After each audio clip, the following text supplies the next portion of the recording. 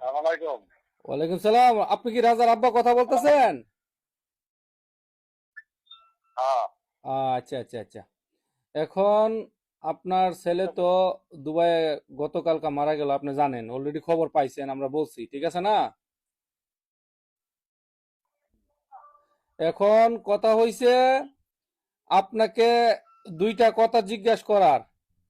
আপনার ছেলে যদি চান, তার মানে আপনার ছেলের যদি দেহ চান, তাহলে টাকা পাইবেন না।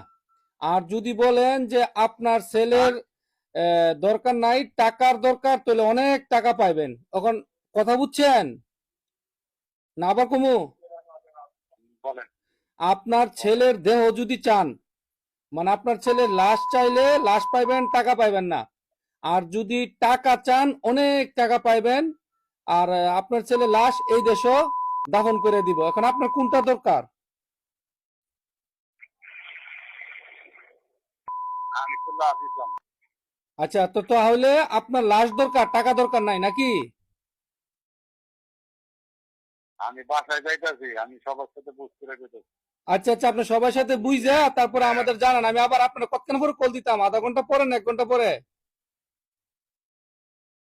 আধা ঘন্টা পরে দিয়ে। ওকে ওকে ওকে ওকে ওকে ওকে। আপনি কি কাউকে আসতে কি? জি জি জি জি জি জি হ্যালো ভাই। জি জি জি জি জি।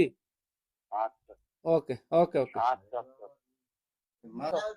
আহ, তার আব্বারে ফোন দেওয়া হয়েছে, তো এখন তার আব্বা বাড়িতে পরামর্শ করে বলবো টাকা লাগবো নাকি লাশ লাগবো। তো আমরা এখানে অনেকেই খারাপ না লাগতেছে। ভাই, এই জায়গা বাপ যে বাপ মেন গার্জিয়ান, সে বাড়ি কার কাছে পরামর্শ করবে? যাই হোক, তার তো কোয়া উচিত যে আমি টাকা পয়সা চাই না, আমার সন্তান চাই, আমার ছেলের দরকার আমার।